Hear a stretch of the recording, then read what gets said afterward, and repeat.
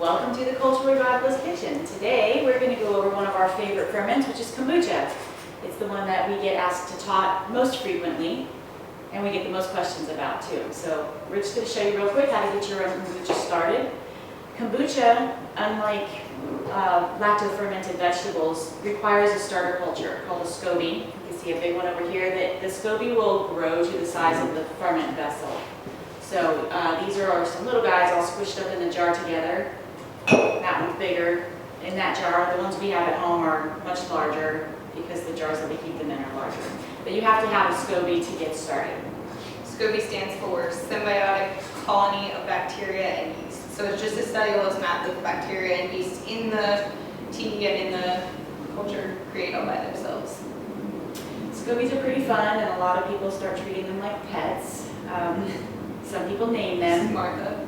Exactly. So give it a name, have some fun with it, treat her well, and she will treat you well. She's very forgiving.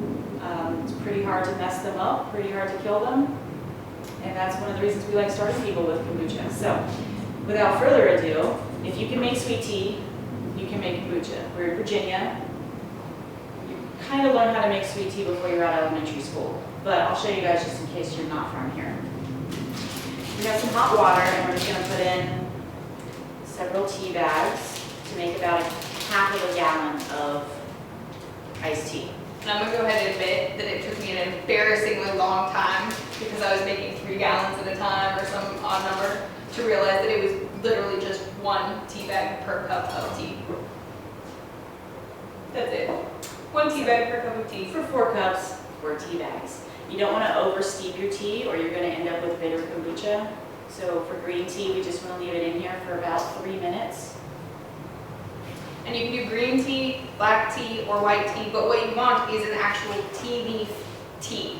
Not a flavored tea, not a herbal tea, not a passion fruit, mango berry, razzle tazzle. No. We're talking actual tea. Green, black, white, or any blend of the above totally works for what you're trying to accomplish here.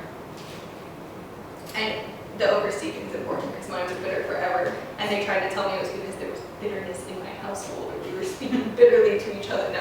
It was really just over the tea. So the better your tea tastes as tea, the So better I'm your going tea tastes. to steep this a little on the short side so that you guys don't get bored watching the tea brew. Once you take your tea bags out, you can mix in about a half a cup of sugar per half a gallon of tea that you're going to make.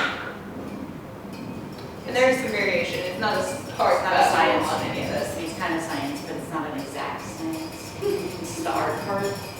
How much sugar? And dissolve the sugar. Dissolve the sugar. Although you don't even have to do that. I've seen it done every kind of way. We're gonna TV magic it, right? Boom. We're TV magicking because you have to have your tea cool or it's going to kill your bacteria. Because when you use hot water on bacteria, it kills the bacteria, which is why we clean with hot water. This tea is not cool, it is hot, and I'm trying to put it off stage here. And this is just a batch that we made earlier that is plenty cool to the touch. That's really what you're looking for. As long as it's cool enough to touch, you're gonna be safe.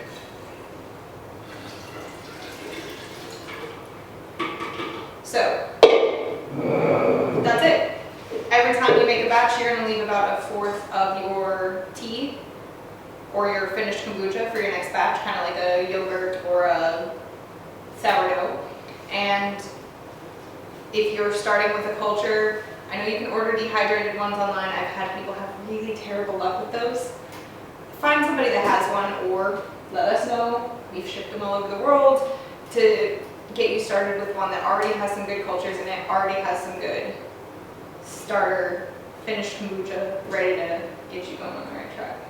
Yep. So you just, you have a little bit in here, you pour your cooled tea in and you cover it with a cloth or a coffee filter. This is an aerobic ferment, so you want air to be able to pass through and breathe. It's part of the process, but then you just kind of leave it on the counter. I would say 7 to 10 days for a batch. I do mine a little on the shorter side, so I'll start tasting it at 3, depending on how much sugar is, how big your SCOBY is, how warm your house is, and your first batch or 2, especially to get a feel for how you're doing it and how you're liking it. I tell people to start tasting it 3 or 4 days, just a little tiny sip That's why I like this spigot. You can do it in just a glass cookie jar, that works too. Yeah, just taste it every day. You can actually watch the magic happen that way. And then you get an idea of how far you want to let it go, where you like it, if you like it sweeter, if you like it more tart. And that'll give you an idea. As your SCOBY grows, it's going to continue to get thicker and it's going to start fermenting faster. So you want to watch out for that too. Or else you'll end up with vinegar before you get kombucha. And once you have a flavor you like, you drain it back down to the quarter of your container-ish mark, and you're ready to make a new batch. Stay tuned to the 201 videos, because then we'll talk about how to flavor it, the aerobic side that you can do, the second ferment they call it, and what else you can do with your SCOBYs and all the other fun things that you can